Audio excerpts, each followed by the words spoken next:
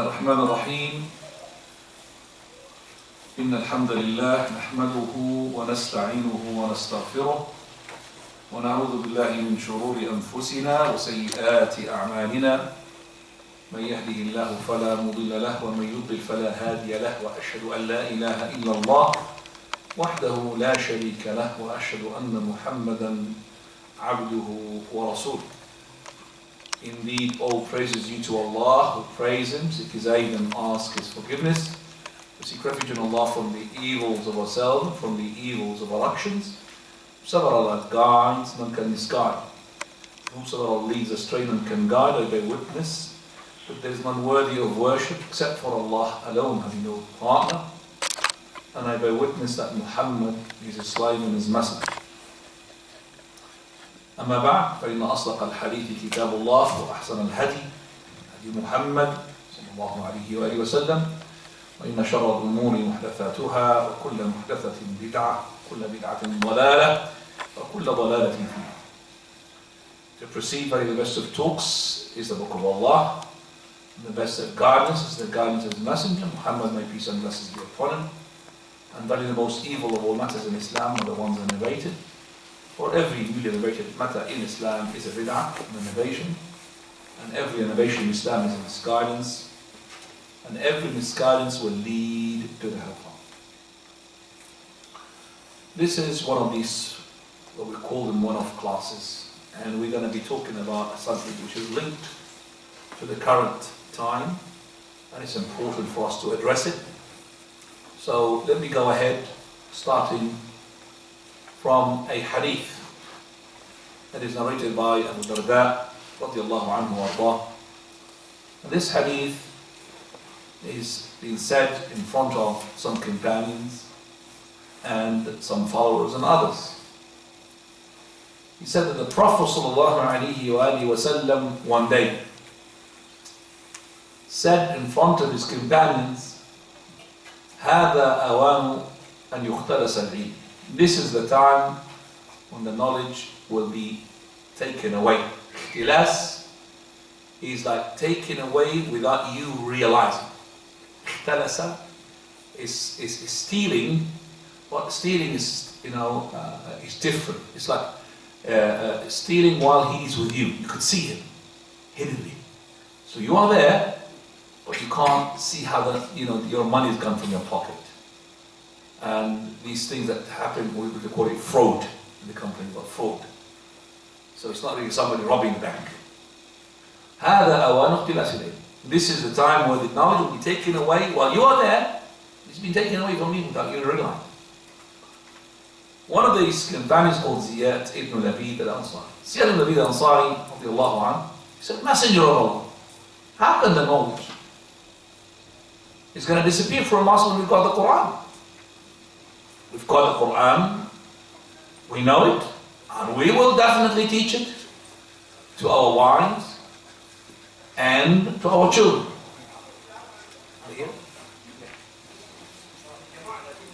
So, how can the knowledge disappear if we know the Quran? The Quran is amongst us. And verily we will teach it to our wives and our children. So the Prophet of Allah, he said to Ziyad, ثَكِلَتْكَ أُمُّكَ, may your mother lose you. That means he's talking nonsense. I thought that you are from the fuqaha of the Medina, you are from the scholars of the Medina. But since you said this, definitely you are not really matching the fuqaha of the Medina, the scholars of the Medina. Isn't it true that the Christian and the Jews, they have the Torah and they had the Bible? He said yes. So what did the Torah and the Bible do to them? They've seen the knowledge coming away from them, and that's why they are astray. They've been misguided. Yet they got the Torah with them, and they got the what? Injil with them. They were misguided. The narrator of this hadith, who heard it from Abu Darda, left, and then one day he met Ubadah ibn Samit, great companion. He said to him, would you verify please for me what Abu Darda claimed that he heard the Prophet of Allah saying regarding the knowledge being taken away from us without knowing? So when he narrated the hadith to Ubadah said, Wallahi, what he had said is true. Shall I inform you of the first knowledge that will be taken away from us without us realizing? The first knowledge which will be stolen, taken away? He said, yes. He said, verily, you're about to enter a masjid, a mosque, which is a mosque that is a jama', big, huge one. And you'll find not a single person amongst them who is khashia. This is the first thing that will be stolen, al-khushu'. Khushu' means submissiveness. It means sincerity. So the people inside the masjid, you'll find them bowing, prostrating, raising up their hands, moving up their fingers. That's all of it just to do with physical. As for the heart, is empty. See, the first thing that will be taken away, al-khushu', submissiveness. Khushu', we call it scrupulence. That will be taken away. You enter the masjid, big masjid, lots of people, none of them's got khushu'. They're just simply, they're doing, like a person going to the gym, bringing up his hand and making 10 push-ups and all of that. No khushu'. How true this is. Now this is linked to another hadith. It's the same thing. Hadith of Hudayfa bin Yaman radiallahu anhu. Again, Hudayfa was narrating this hadith in front of some companions and others from the generation that came after the companions, from the followers. This hadith saying that the Prophet of Allah sallallahu alaihi wasallam said, and the audience are listening, يَدْرُسُ الْإِسْلَامِ كَمَا يَدْرُسُ وَشْيُثَ. Islam will fade out just like the pattern in the clothes will fade out. SubhanAllah. Prophet of Allah, when he spoke about himself, he said, أُوتِيتُ جَوَامِعَ الْكَلِمِ.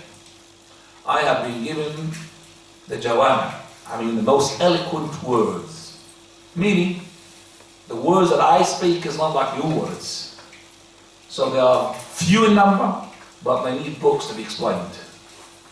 Listen, Prophet of Allah said, ad-deen nasiha. Deen is sincerity. Wallahi, if I want to explain this hadith, I need more than a lecture.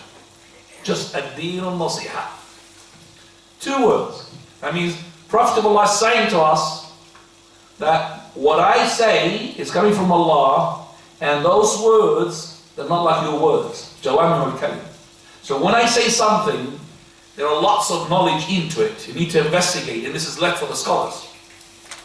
So when the Prophet of Allah says these following words, Al-Islam, it would fade out, just like the pattern of the clothes would fade out. So why the Prophet of Allah could have just said, it would fade out, slowly. But he said the pattern of the clothes. Well, number one, this is a very practical example. You could see. What is the similarity of the fading out of Islam, the disappearance of the knowledge, and the fading out of the pattern of the clothes? Number one, the fading of the clothes is within time. It doesn't take straight away. Number two, you don't notice it. Unless, one of the two. Either that you have something that you bought recently and you took a picture of it, then you looked at it about 2 years later, and then you match what is the picture which has been taken at the moment when you bought it, and at the moment that you're looking at it, then you'll see the difference. But without that image, without picture, it's very hard. That's the first way to know it. Or, you take the clothes to the manufacturer. After 2 years, you say to them, I bought that yesterday. Can I return it back? They look at it, hang on a second, I'm sorry. It hasn't been bought yesterday. Well, it's been bought a long time ago. You can see, the pattern is not really. They'll know. The manufacturer would know. And then the deen, who would know? The scholars. Those scholars, they'll tell you there's a difference between before and now. How religion is deteriorating, is fading out, is slipping away from us without us realizing. And this is linked with the Prophet of Allah. He said, هَذَا أَوَانُ اخْتِلَاسِ اللَّيْلِ. This is the time when the knowledge will be taken away without you knowing about it. Ikhtilas. From you, it's not somebody who's preparing for a crime during the night and taking. No. So, يَدْرُسُ الْإِسْلَامِ كَمَا يَدْرُسُ وَشْيُثَ. Islam will be Fading out, just like the pattern in the clothes will fade out. Then he said, حتى لا يدرى ما صلاة ولا صيام ولا نسك ولا صدقة. To the extent that there will be nothing left from the Islam, those things which are, you could say, fundamentals, they will be forgotten. Salah, prayer, siyam, fasting, charity, sadaqah, nusuk, slaughtering, which is linked to the hajj. SubhanAllah. What does that tell us? What sort of fading out in the pattern that cause is taking place here? The fading out, it could be just, slight shining. That's fading out. But this is not slight shining. It's being faded out. It's the pattern itself. You don't know whether it was a triangle or was it a square. Because Islam is going to be losing its principle. Salah. Forgotten. You don't know what is the salah, what is dhuhr, how many rak'ah. Hajj. Prophet said the sa'ah, the hour will not take place until the Hajj, Baytul Haram will not have any pilgrims. No pilgrims going there.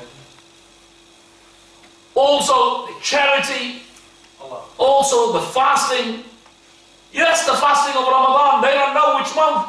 And I'll tell you, this is linked to our topic today. Ramadan will not be fasted. Be forgotten. So the fading is not just fading and it's gonna take out the principle. The whole pattern will be changed. So you look at it like this, it's not Islam anymore. As Aisha radiallahu anha, she said at her time, that if the Prophet of Allah would come back to see what is happening now, he would have not realized Islam except for the Salah. Not a long time ago for the Prophet ﷺ. If the Prophet of Allah would have been alive, he would have prevented women from going to the masjid. Not a long time ago. So imagine the Prophet of Allah is alive now. This is the time of Aisha radiallahu anha. He would have just prevented the women from going to the masjid. But of course the Prophet of Allah, he was speaking from divine. And the divine does not make mistake. Allah Azza wa Jalla, he knows what's going to happen in the future. Even though he said, Prophet of Allah, don't prevent you women from going to the masjid.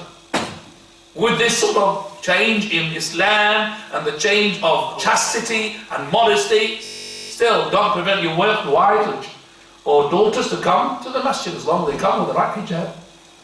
No matter the fitna, don't prevent them. You want to come to the masjid? Let them come to the masjid.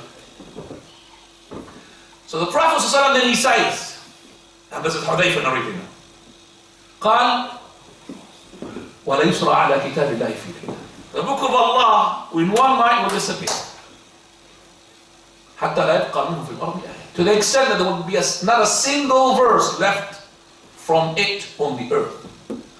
So the book of Allah will be taken away to such an extent the Quran is not there. Laptops, computers, memory, heart is not there. Finished.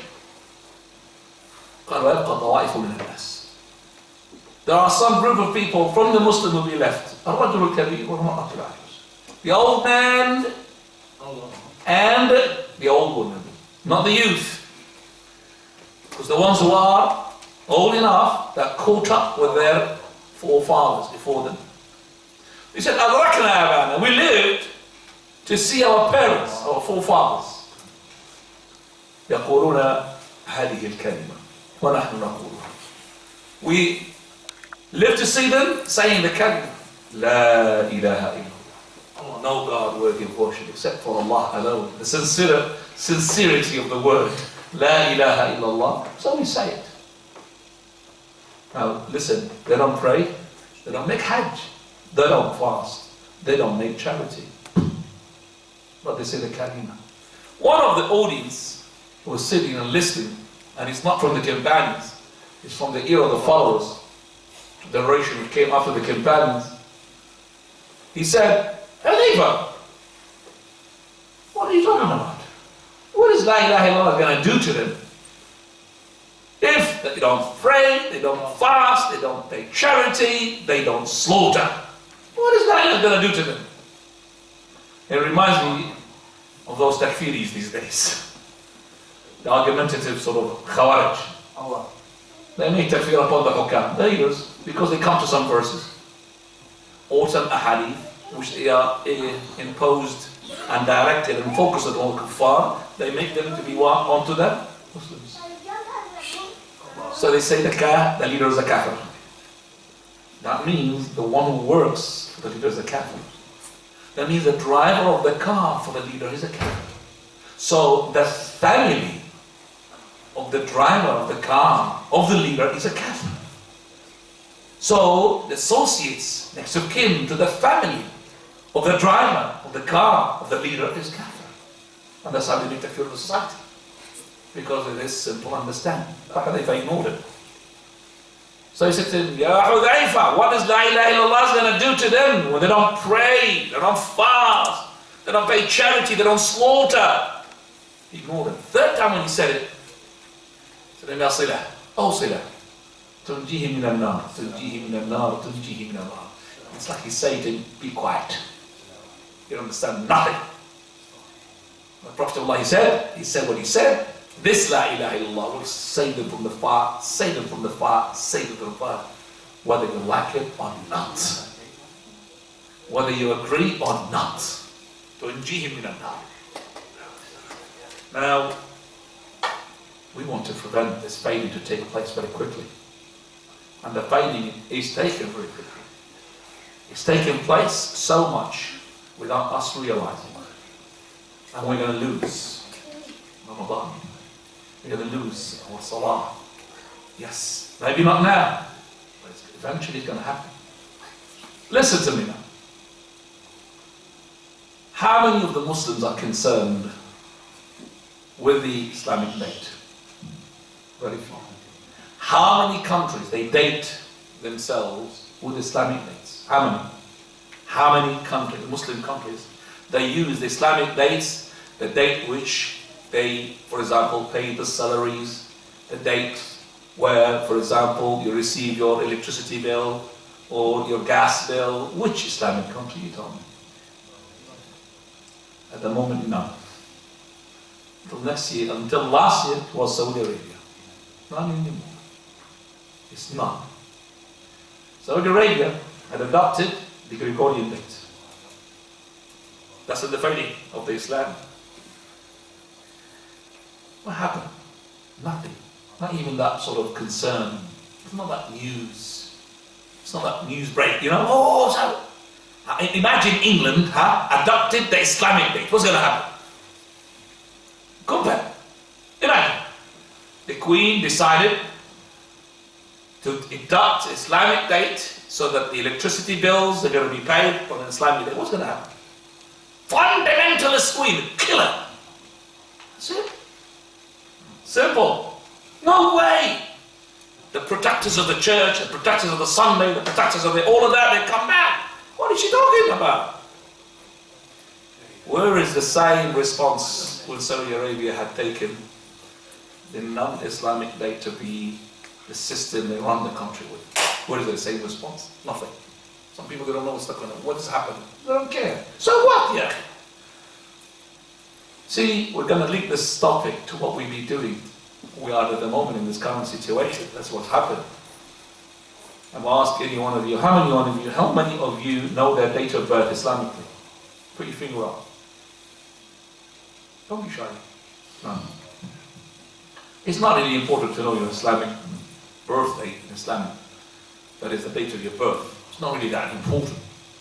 But if I ask you, what is your date of birth in the Gregorian system, everybody knows it. You can't live your life if you don't know your date of birth, because every single application or whatever job that you want to do, what is your date of birth? So just like us, you might forget your name, but you don't forget your date of birth, because you do a lot. So all I'm just saying, this is from the fading out. And we need to be sure that we are not going along with those countries who had forgotten Islamic dates. We need to have our own countries within our families. So our families has to be learned and to be taught how to use Al-Ahad, Wal-Ithnayn, Wal-Thulatha, the days of Al-Ahad. Not Sunday, the day of the sun. Tomorrow, Al-Ithnayn. Not Monday, the day of the moon. The day after is Thulatha. Not Tuesday. Not Tuesday. Go back to Tuesday. Tuesday is the day of the God TWI or TYR, one of two gods, which is the God of single combat. Believe it or not, Tuesday is the day of the God of the single combat. That's in the Google. Sheikh Google told me that. So all of these days being based upon false gods. Sunday, Monday, Tuesday, Wednesday, Thursday. No, you're not supposed to do that. To teach our children. Al-Ahad. What is tomorrow? Al-Ithnain. Thulatha. Al-Arbi'a.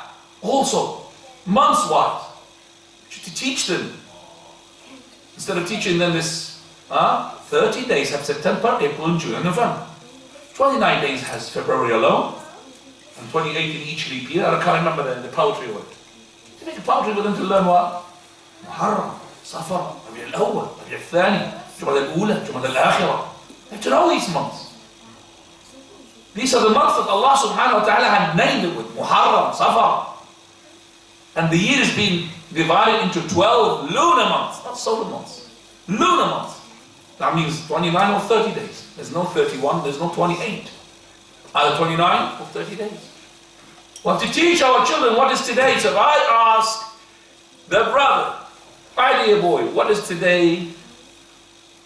Date-wise, come on, tell me the date. What is the date? 24. See, 24, quickly. Of what?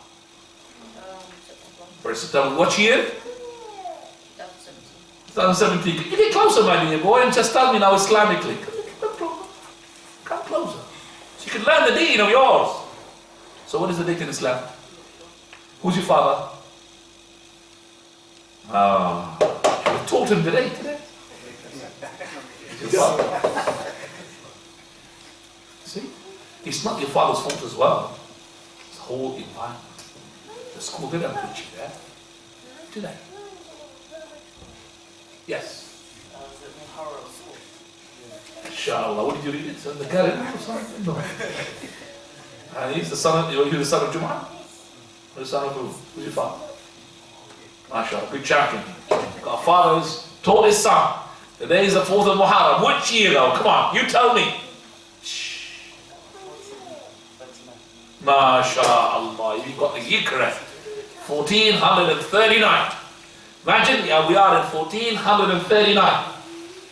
If it wasn't New Year Eve, you could see the TV, even in Muslim countries, fireworks and all of that.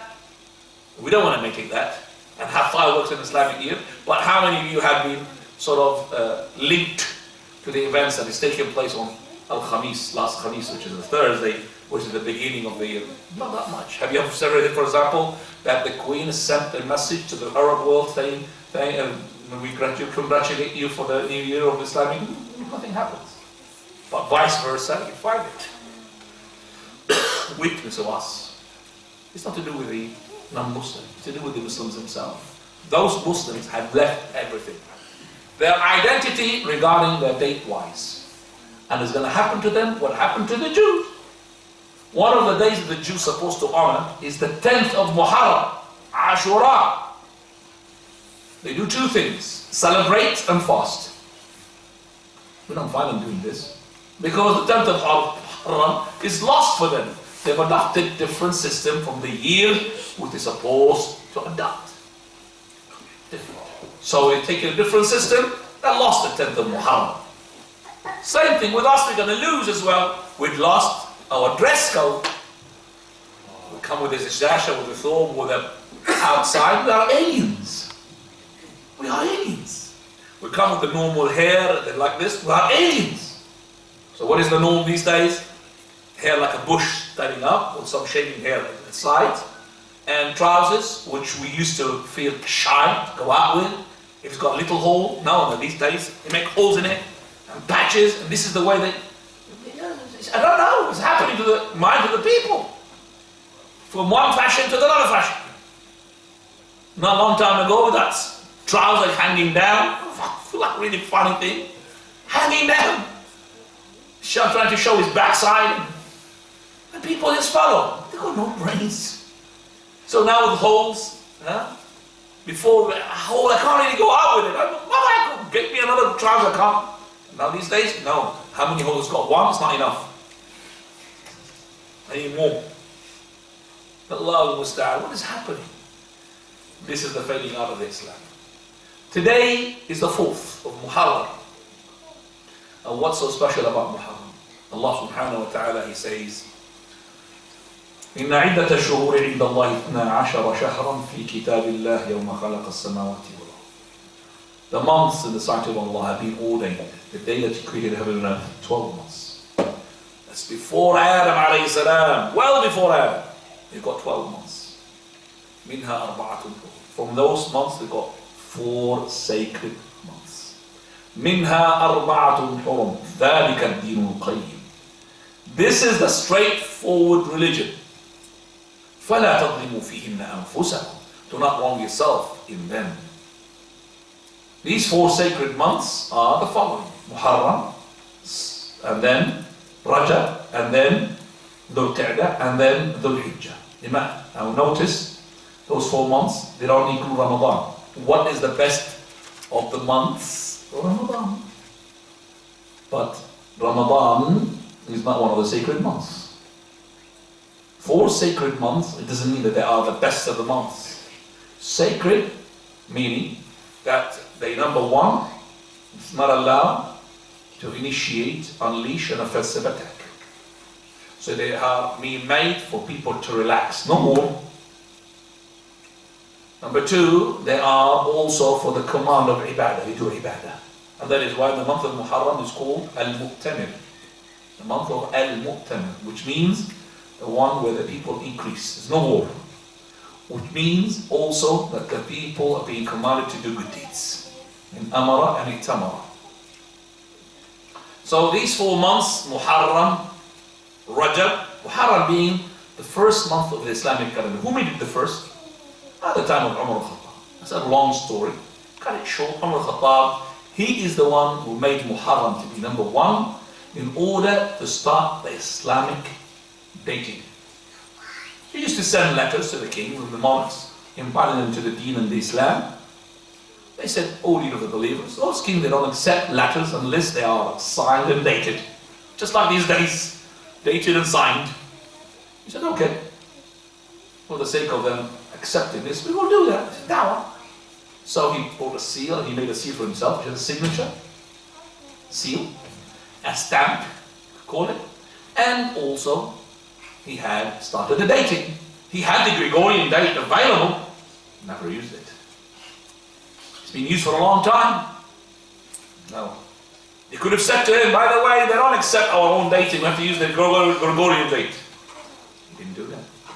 And when he made the Islamic date, he didn't put the letter, the 1st of Muharram, such and such, which coincides with the 5th of November, such and such. Never put that. But Islamically, you figure out which date it is. You figure out. It's your job. And that's how Islam is what? Izzah, power. But we have no power. Which date do we need to put in? Which date? Go into our aeroplanes. Go into aeroplanes. What is the first language they speak to you with? Is it your own language? Wrong. English. Okay? Now, compare the planes which are for your country, like when they've got, for example, instructions, how to take the life jacket and all of that. How many languages there? It's going to be English plus your own language. Maybe. Your own language, maybe. But English has to be there. You go to the English aeroplane. Do they have Arabic? A single Arabic word there. Do they have Gambi language or Zanzibar language or whatever?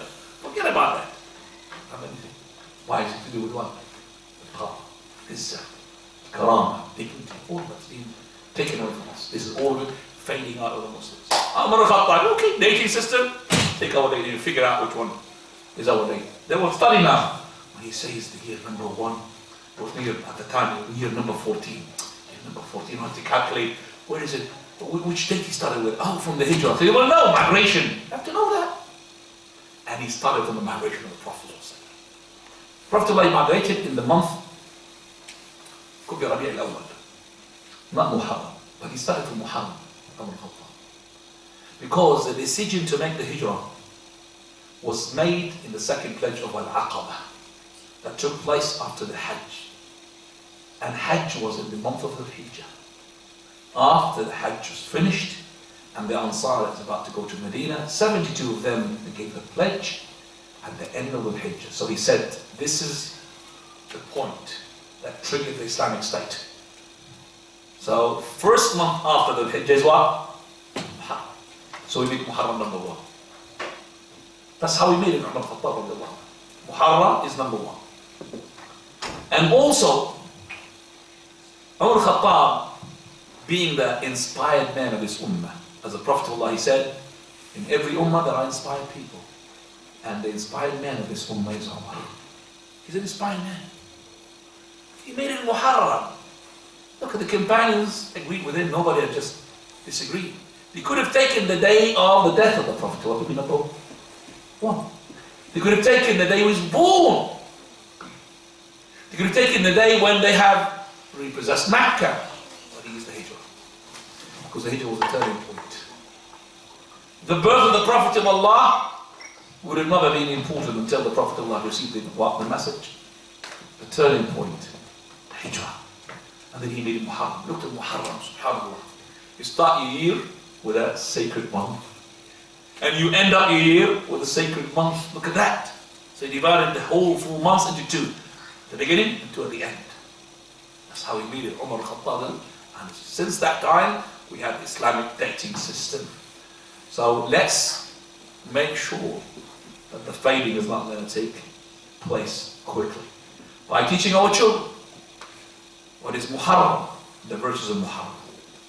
Prophet of Allah, he said, خير الصيام أفضل الصيام, the best of the fast. بعد شهر رمضان, after the month of Ramadan, شهر الله المحرم, the fast of the month of Allah, al-Muharram. No other months from those 12 months is being attributed to Allah through the tongue of the Prophet of Allah except for the month of Muharram. Prophet of Allah never said, Shahrullah Ramadan, Shahrullah Rajab. No, only Muharram. Attributed to Almighty Azza wa Jal. And that could be as well one of the facts that Umar made Muharram to be number 1. Shahrullah, attributed to Allah Azza wa Jal. Shahrullah Muharram. Scholars are different. Which one is the best of the fast after Ramadan? Is it Sha'ban? Is it Muharram? And with this hadith we notice what? Muharram. So why some of them they said Sha'ban? Because the Prophet ﷺ, he did not fast in Muharram as much as he did fast in Sha'ban. He fasted in Sha'ban much more. And then his wife, companion Usama ibn Zayd, and also Aisha radiallahu anha narrated for us that the Prophet of Allah never received fasting more than he does after the month of Ramadan, except in Sha'ban. That's known. But that is really, it's easy to be solved. When the Prophet of Allah says this is the best, it doesn't mean he has to do the best himself. A number of examples can be presented to help you to understand this. When the Prophet of Allah, he said the best of the fast is the fast of Dawood. Fasted day is the following day. The Prophet of Allah never ever fasted that fast. Prophet sallallahu alaihi wasallam, he said, making Umrah in Ramadan is like making Hajj. So the best of the Umrah is in the month of Ramadan. Prophet of Allah, he made 4 Umrah in his life. None of them is in Ramadan. So that's another example. Solve that query and Dalan. So we know now, fast in Muharram is to be the best, second best after the month of Ramadan. And yet the Prophet of Allah did not fast in Muharram as much as he fasted in the month of Sha'ban. Month of Muharram includes a day called Ashura. This Ashura is being respected from the time which we don't know. It goes back even before the people of Quraysh. How long back, we don't know. We have a hadith which is in Muslim Ahmad that the Prophet ﷺ, he said that this is the day upon which Allah subhanahu wa ta'ala saved Musa alayhi salam and his followers from Fir'aun's soldiers, and the day where Allah saved the Ark of Nuh. Now that hadith, if it was authentic, then we will know if it was honored since the time of Nuh alayhi salam. But the hadith, the second part of it, which is linked to the Ark of Nuh, is not authentic, according to our Shaykh al-Albani rahmatullah. What is authentic is the first part, which is in Sahih Imam Muslim. That is, it is the day upon which Allah saved Musa and his followers from Fir'aun and his soldiers. That is a fact. But was it respected before? So why the people of Quraysh used to fast that day? Did they know about the saving of the Musa alayhi salam from Fir'aun? Did they know that? We don't know. Was it that they have made a big sin and they started fasting the day of Ashura to expiate that sin? We don't know. But what we know, that the Arabs used to honor the Ashura, the 10th of Muharram. And when the Prophet ﷺ was born, and before he received his message when he was 14, he used to fast along with the people of Quraysh regarding that day. So that day was honored. And when the Prophet of Allah received the revelation, the Prophet of Allah never stopped that day. I'm fasting that day. But what took place later on is that when he migrated from Mecca to Medina, the first year he met the Jews. Those Jews, they are on the outskirts of the Medina. So the Prophet ﷺ, being a prophet, being a commander, he was trying to make the most efficient strategy in order to protect the Muslims. So the first thing that he wanted to do is to make sure that the ones who are outside, if they're not going to embrace Islam, at least they will be with the Muslims in order to protect the Medina. So because they are the Jews, and the other people of the book, the Prophet, and also the Ansar, they had some sort of mingling with them. They had married from them, they married from them. And also the Ansar used to treat those people, the Jews, have to be knowledgeable, scholars. So for them, it is very important when they see if they can embrace Islam or not. So the Prophet of Allah, he tried his best to get them closer by imitating them. So he started parting his hair. Here's a part. Before he used to comb it at the back. He used to pray towards the same direction of their prayer, which is Jerusalem.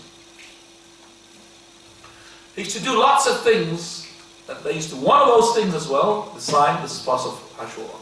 When he saw them honoring that day, which is he already honors, when he asked them, why do you honor that day? Why do you? And the honoring was into two ways. Festivals and the what? The fast. Why do you honor that? Why do you fast that? They said, well, this way we believe that Musa alayhi salam was saved by Allah and his followers from Fir'aun and soldiers. See, we got more priority to honor Musa alayhi salam. So he had commanded the companions not to do the festivals, but to do the what? Fasting. That happened well after sunrise. Well after the Fajr. Why? Because he sent the announcer to announce amongst the Ansar.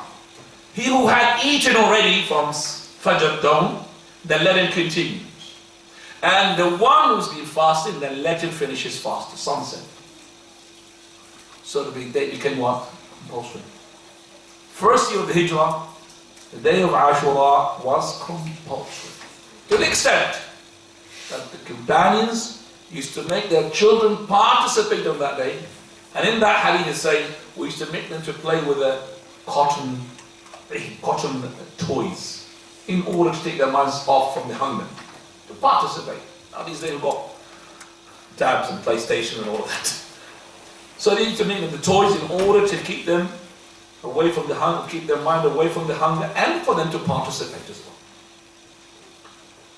In the second year after Hijrah, Ramadan became compulsory.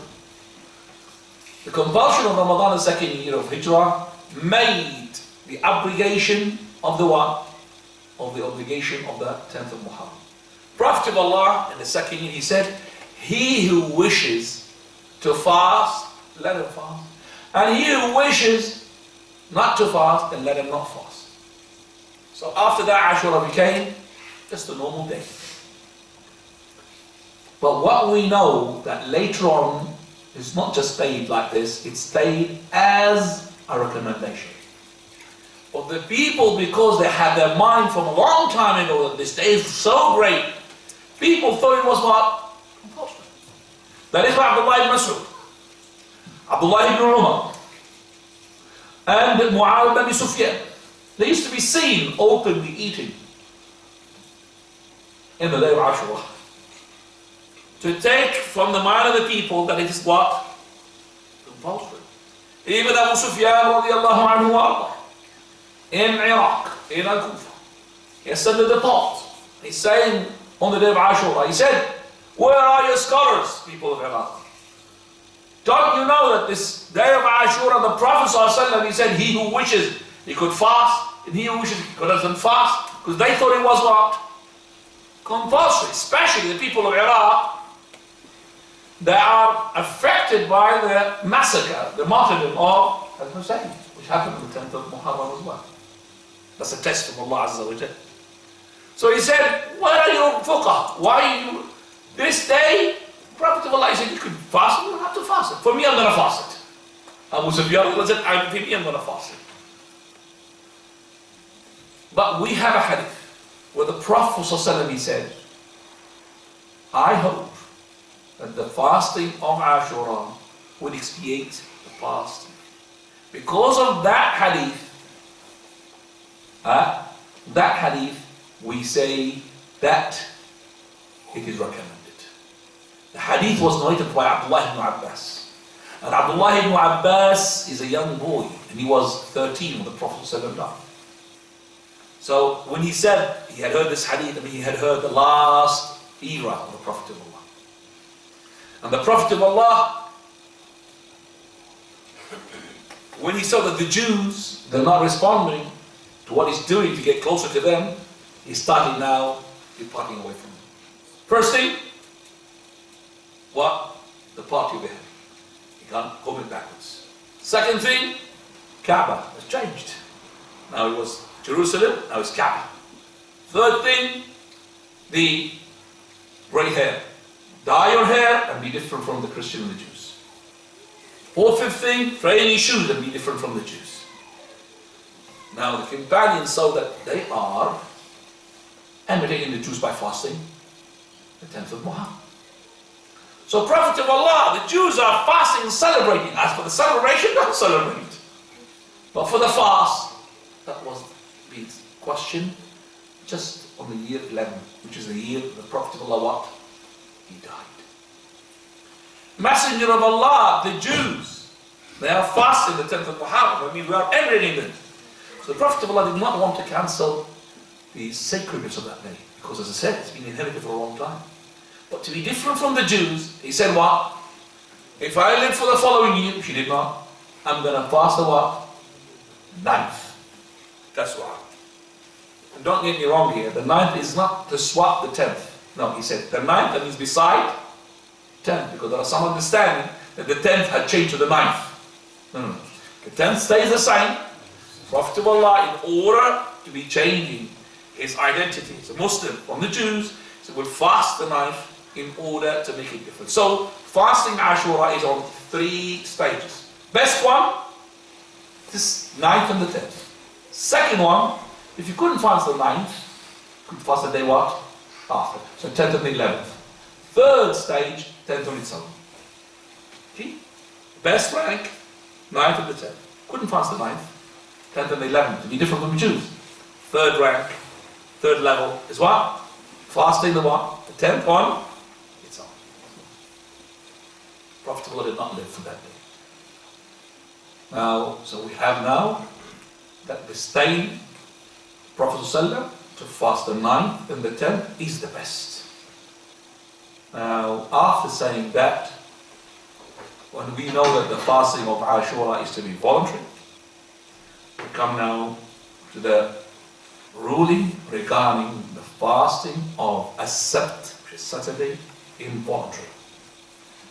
And I'm asking you to listen for this because it happens to be this year that the fasting of Ashura will be on As-Sabt, not Friday, Saturday. And in the last 15 years, amazingly, more than 6 times, that the Ashura happens to be what? On As-Sabt. And we end up in this talk to remind, which is very important. The Prophet of Allah used to sometimes repeat the khutbah, not just the following week, the following day. I have a proof for that.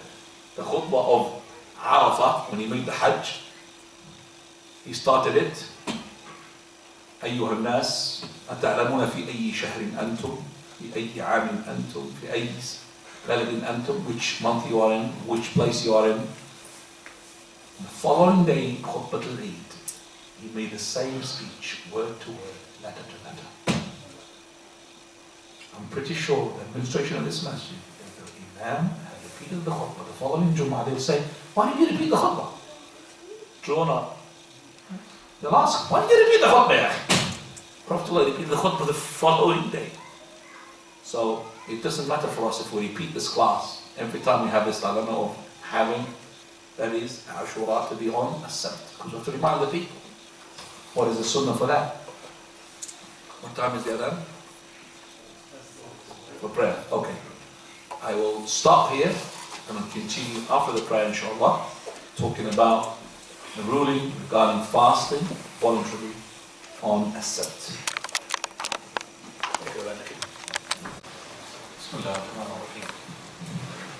الحمد لله رب العالمين والصلاة والسلام على أشرف المرسلين وعلى آله وصحبه أجمعين وعلى من تبع هداهم إلى يوم الدين.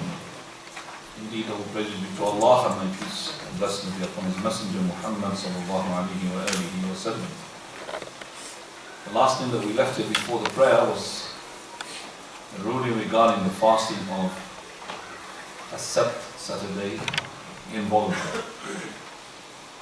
And we said that this is linked to our topic because the day of Ashura happens to be this year, just like it's been in the previous 15 years, more than 6 times, to be on the day of Sabt.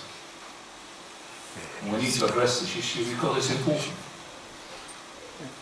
And the Prophet ﷺ, he has a hadith which is directed on the day of Sabt, and also other hadith which is directed on other days, but they are linked to the Sabt.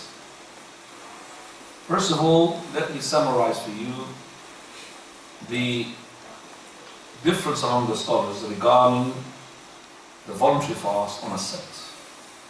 It could be summarized into 3 opinions. Opinion number 1, that you could fast a Sabt involuntary without any restriction. Second opinion, that you may not fast a Sabt, Saturday, involuntary, unless you add a day with it, which is the day before or the day after. And the third opinion, which is the opinion of our Shaykh al-Albani rahimahullah also, is that you may not fast a Sabt, Saturday, at all, involuntary, except if it is obligatory.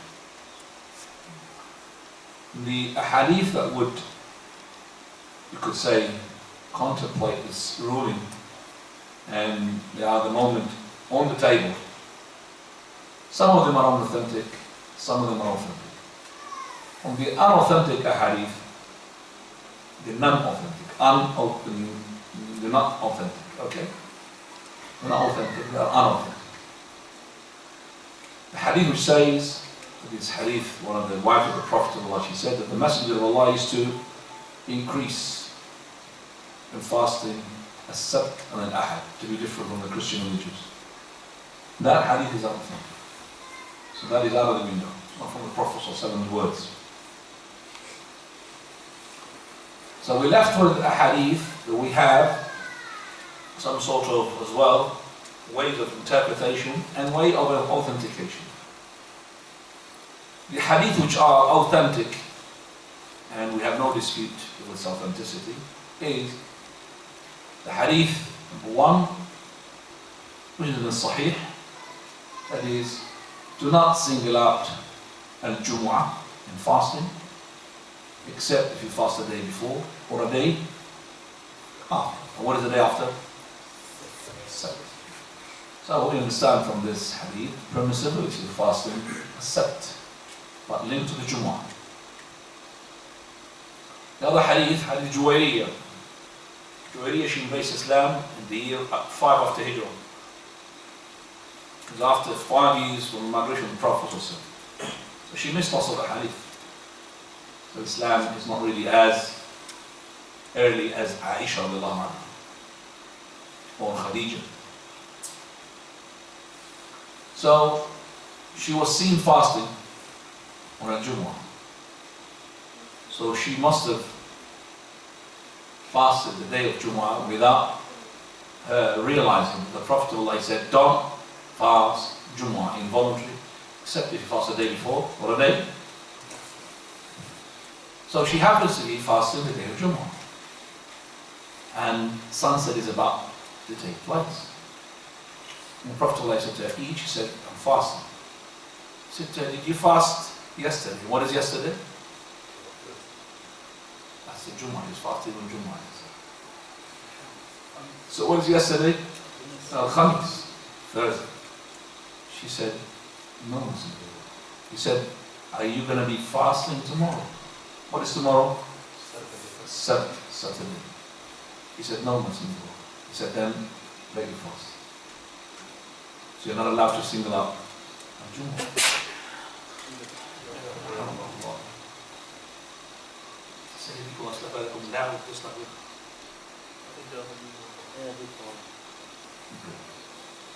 Right. So let's just now investigate this. The Prophet ﷺ, when he asked Juwayriyah, he said to her, eat. The Messenger of Allah, I'm fasting. Did you fast yesterday? If she said, and suppose that she said, yes, would he tell her to break her fast? No. There would be no point of asking the question anyway. So she said, no, Messenger of Allah. Okay, are you going to fast tomorrow? Suppose that she said, yes, I'm going to fast tomorrow. What is tomorrow? Would he say to her, break your fast? He would say, could you fast? There would be no point of asking the question. That leaves us with this now hadith which says you're allowed to fast the 7th. Because here the Prophet said, you're going to fast tomorrow. This is very voluntary. But we have a hadith which is directed onto the Sabt itself. That is the hadith of Al-Busr. Or it could be from As-Samna, or it could be Abdullah, it doesn't matter. Whether this or that, the 3 companions. Hadith of the Prophet ﷺ, where they said, لا تصوموا يوم السبت. Don't fast as-Sabt. Saturday. إلا فيما افترض عليكم. Except if it is obligatory. ولو لم يجد أحدكم إلا ريح عنب أو عود شجر فليمضغ. And if you don't find anything to break your fast with except for the skin of the grape, with a wooden stick, then chew onto it. That means it is really prohibited to fast voluntarily on a Sabt. On anything break your fast, well, you should do that. Don't fast a Sabt involuntary. Okay, so we have a hadith now which says, don't fast a Sabt. And the other one of Juwayriyah said, are you going to fast tomorrow? That means a Sabt. That means it's permissible. If we don't really implement the rules, which we're calling the principles of the Quran, we're going to be getting lost. Because this hadith for us is authentic. If it's not authentic, then we don't really have to bother about reconciling between this hadith and another hadith. And when it's authentic, it's posing us a problem. When you use the principles in the Quran, then you will see things white, black, white, there's no gray. Very clear. First qaida, it says, Al-Hadir يقدم على المبيح. That is, the hadith which prohibits, the text which prohibits takes priority over the one that permits. And as Shaykh al-Bani just said, من وين حوشنا هذا القاعدة? How did we cover this principle? قواعد شرعية. How did we cover it? This is from so many ahadith. Because Islam came to prohibit things which were permissible. So drinking wine was halal. So it came to what? So the prohibition always comes what? Later. If anything was vice versa, which is something prohibited, and then Islam came to make it permitted, then it will say the same hadith. And the proof for that, visiting the graves. Visiting the grave was permitted at the time of Quraysh. They used to actually make rituals in the grave. Prophet when he came, he prohibited the Muslims to visit the graves. He detached them from anything to do with shirk. Worshipping the deceased and worshipping the dead and worshipping the souls and all of that. But when Islam was well built and planted into the hearts of the companions, Prophet of Allah, he wants now the companions to visit the graves in order for them to remember the akhirah, remember the hereafter. So he said in the following hadith, which is Ala inni qad nahaytukum an ziyarah. For verily I used to prohibit you from visiting the graves, but now I'm telling you to visit. Allah fazul. For verily it will remind you of your Lord, it will remind you of the akhirah. Number of hadiths. So this hadith, because it actually permitted something which already been prohibited, Islam, the hadith, the text will point that out. So this is the principles, that is, whatever prohibits takes priority over what permits. Let's implement this principle onto the hadith. Which one permits? The one says, don't fast Jumu'ah except if it's a day before or day. That permits. And the one prohibits says, don't fast except unless it is what? Obligatory. So which one takes priority? Prohibition. Number two.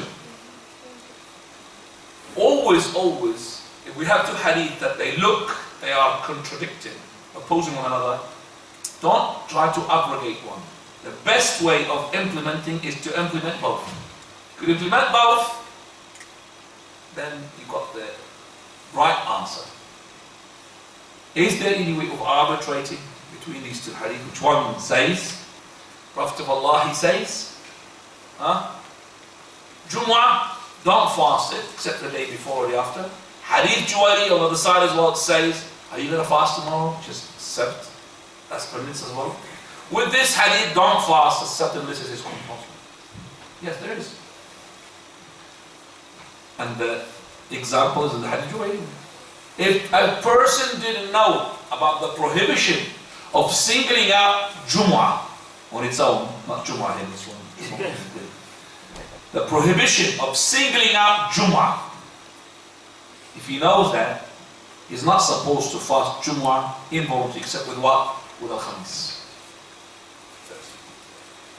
But if he didn't, if he knew, he didn't know, and he fasted Jumu'ah on its own, then we say to him what the Prophet said to Julie. That is, fast, accept. Well, still, don't fast accept it unless it's so compulsory. In this case, it becomes what? Compulsory. And we reconcile. Khalas, we're finished. Understand that? In this case, it became compulsory. Because he fasted the Jumu'ah haram to be fasted on its own, you have to add accept with it. But don't pre-plan the crime to fast Jumu'ah on its own. If you knew about it. But if you happen to have it, then we'll say the fast. So the obligatory of the Sabt is Ramadan, compensating Ramadan, vow, and expiation. Those are the four categories agreed upon with the scholars. We add a fifth one, a man who didn't know about singling out Jumu'ah. He was fasting Jumu'ah. We say to him, you have to fast what? Because it becomes compulsory, otherwise you'll be doing a sin by fasting Jumu'ah itself. So he already fasted Jumu'ah, he can fast tomorrow as well. Okay? So that is the fifth category. So in Ramadan, fast Sabt. On particular Ramadan, fast Sabt. Vow, Nazar, fast Sabt. Expiation, you kill someone not deliberately, you need to fast 60 days, fast the Sabt. Not one, obligatory. Voluntary. No. So I'm now coming to our Ashura. Is Ashura voluntary or obligatory? If it is voluntary, then I cannot fast this year Ashura. Can I fast the 9th? I'm not going to stop you to fast the 9th. I'll tell you, why are you fasting the 9th? The Jumu'ah is good. If you want to fast Thursday with it, okay. You want to fast it? Well, I'm not specifying. You see, why we fast the 9th in the first place? Because the Prophet of Allah said, I want to be different from what? The Jews. But already you're different from the Jews. You're not fasting at all 10th. You're not fasting anyway. So we don't need a knife to make you different from the Jews. So you fast the Jumu'ah with the Khamis, yes, but Jumu'ah on its own, no. Are you telling me that I'm going to lose the expiation of a whole year? That is 1438? Or you're not fasting? Huh? Ashura? No, I'm not telling you that. I'm telling you I'm better off. I'm going to be eating and I'm considered to be fasting. I'm better off. You fast, I'm not going to fast. Because the Prophet ﷺ said, if you leave something for the sake of Allah, Allah will something give you something better in exchange. Hadith number 1. Hadith number 2. Prophet ﷺ, he says, Allah subhanahu wa ta'ala, when the person travels or gets sick or commands his animals to ride everything that his slave used to do while he was healthy and wasn't. So imagine you were fasting al-Ithnain al-Khamis, Monday and Thursday. Something happened to your health. Unrecoverable. Permanent illness. Huh? Permanent illness. That's it. You cannot fast Monday, Al-Ithnain, and Thursday, Al-Khamis. Allah would say to the angels, write for this slave of mine, is fasting Al-Ithnain, Wal-Khamis, for the rest of his life. Imagine that happens, and it happens. That Monday happens to be Eid. Would you fast Eid? Not allowed. But it will be written for you that you are fasted day of Eid. And this is only with Allah Azza wa Jal. No way if you're in a company and you got ill, sick leave, they'll give you 5 days, 10 days, maybe a month, and after that get lost. And they give you money.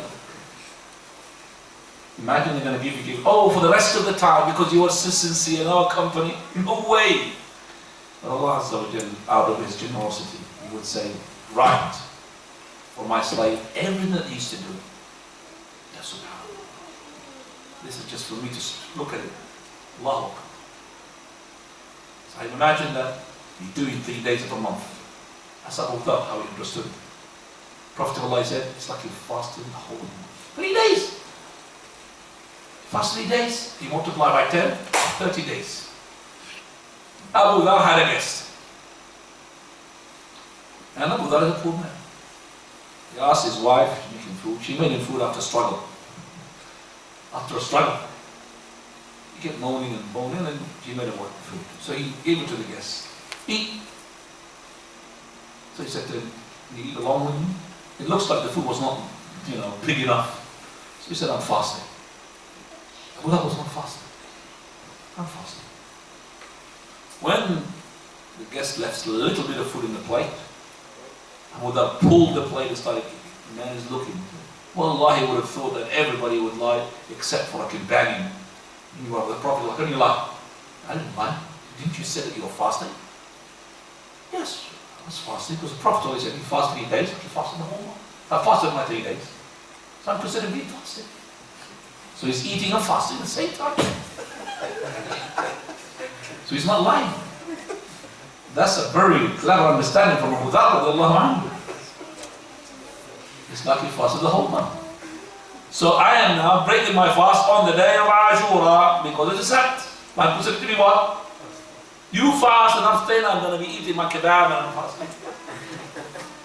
SubhanAllah. And I'm happy to implement this because I'm implementing the rule of don't fast except unless it's obligatory. If this hadith is authentic, I can't go anywhere except for that hadith. And there's, of course, there's a big debate regarding this hadith. Best one, you could just find it on YouTube. I think it's been translated into English with subtitles. Sheikh Albani debating Sheikh Abdul Muhsin Abbad regarding this hadith. And if you hear it, listen to it, then you will know what I'm talking about. By this, alhamdulillah, conclude our talk.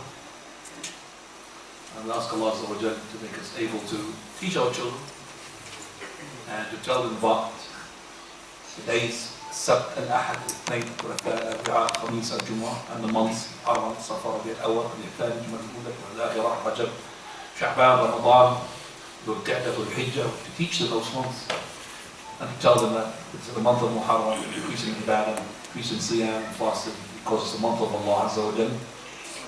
And to tell them that Ashura, what has happened. No, what do we do in Ashura? Do we celebrate? No. Do we get sad because Allah subhanahu wa ta'ala happened to make the massacre of the big death of Abusuhaib, who is the grandson of the Prophet Allah. And the Prophet Allah said, you have to love him in order to love the Prophet.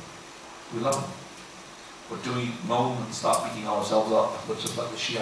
No, we don't. So we don't really be happy. Make a song, Allah saved Musa alayhi salam, his follower for Fir'aun. We don't do that songs like that. Okay, but we do nothing. Normal. If it happens to be not a seven, according to what opinion I adopt, we don't fast it. If it's not set, we fast it. If it happens to be the Jumu'ah, we will fast it along the Khamis. The Khamis becomes the Tasu'ah, Jumu'ah becomes the Ashura. If you have any questions regarding this, please go ahead. Fadal. Is there any salam in the class, my dear student? No. Go.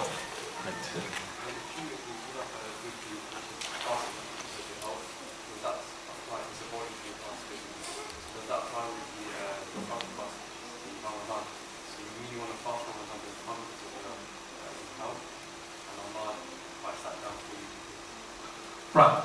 So the question is that if, for example, I don't fast Ramadan because of illness or trouble, and because of this hadith, does it mean that Allah subhanahu wa ta'ala is going to give me the fast of Ramadan even though that I haven't fasted? No, my dear. Ramadan is obligatory. It's not voluntary. Number two, yes, it will be given to you if you are not capable of fasting. So if you have long-term illness, okay, so you don't have to fast it. It will be written for you, or you need to pay the fidya for it. But in terms of voluntary wise, okay, how you can compensate the Monday that's gone before? Monday's gone, finished. If then your father's finished, though. You cannot reverse the time to get the. Allah said, you don't reverse it. It's for you. It's been written. As for the month of Ramadan, Allah has exempted for you if you are ill or if you are on journey. But if you are capable, you're coming back to your health, you need to compensate those things. And you compensate them according to your power. وَلَا يُكَلِّفُ اللَّهُ نَفْسًا إِلَّا وُسْعَهَا. Allah does not burden a person more than it takes. لَا يُكَلِّفُ اللَّهُ نَفْسًا إِلَّا وُسْعَهَا. لَهَا مَا كَسَبَتْ وَعَلَيْهَا مَا كَسَبَتْ. Now, is that?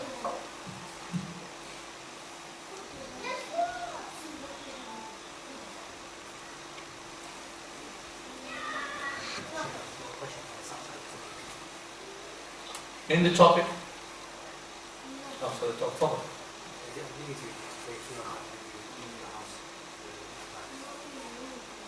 Is it obligatory to pray 2 rak'ah when you enter your house? There is no such thing. There's no scholars will say that it's obligatory to pray 2 rak'ah as soon as you enter your house. So it's obligatory to pray 2 rak'ah. If you come to a masjid and you want to sit down, you have to pray before you sit down. What's that? That's sunnah, yes, but it's not obligatory. It's obligatory. If you pray, I would say, to leave the house to pray every time, then you leave the house to pray 2 rak'ah. No, it's not from the sunnah. But this is optional. You could say from the general sunnah of the Prophet ﷺ, which we call it nafil mutlaq. Okay? So you come to the house, don't leave your house like a cemetery, Prophet ﷺ, and leave some of your prayers inside the house. So it's from the sunnah to pray the sunnah in the house. Some people pray the sunnah, the obligatory, everything in the masjid. Comes to the house, he prays nothing. So he's basically turning his house into a cemetery. No.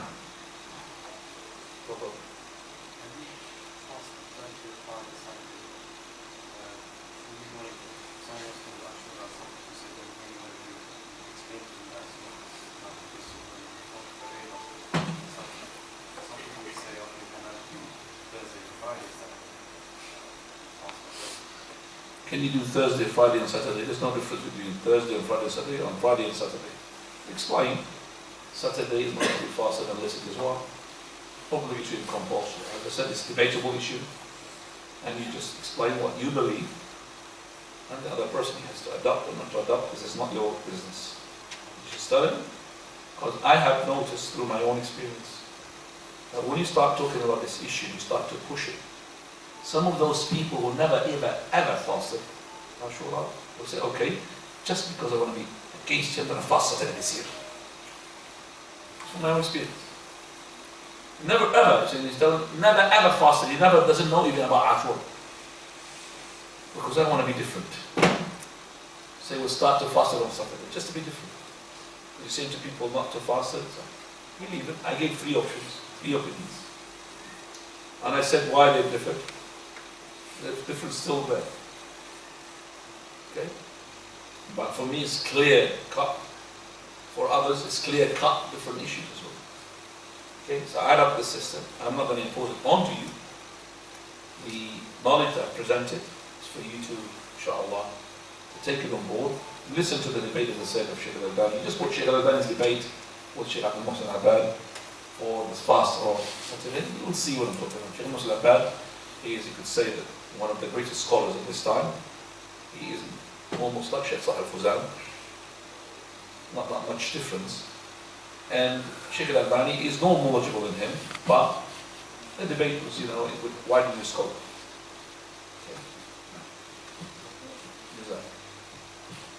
The question from the brothers. We'd like the brothers, inshallah, every time that we have a class, not to leave gaps like that, because the gaps are not even from the Sunnah, Prophet ﷺ. Gaining the knowledge, is very important, but also the etiquette of sitting for the knowledge would contribute to that. And every time you come to the class, come with intention, and I need to remove ignorance from myself. That's intention number one. Intention number two, after I gain the knowledge and remove the ignorance from myself, I need to remove the ignorance from other people. If you come to the class with other than these two intentions, then you are doing nothing except for cheating yourself. If you come in for the sake of just equipping yourself with knowledge so you could really fight outside, and the better you put your two horns and start charging like a bull. It's not my class for that. Put two horns and start charging like a bull. Come in here, for the sake of Allah, remove the ignorance from yourself. Not for the sake of fighting, wrestling. Saturday is compulsory, not compulsory.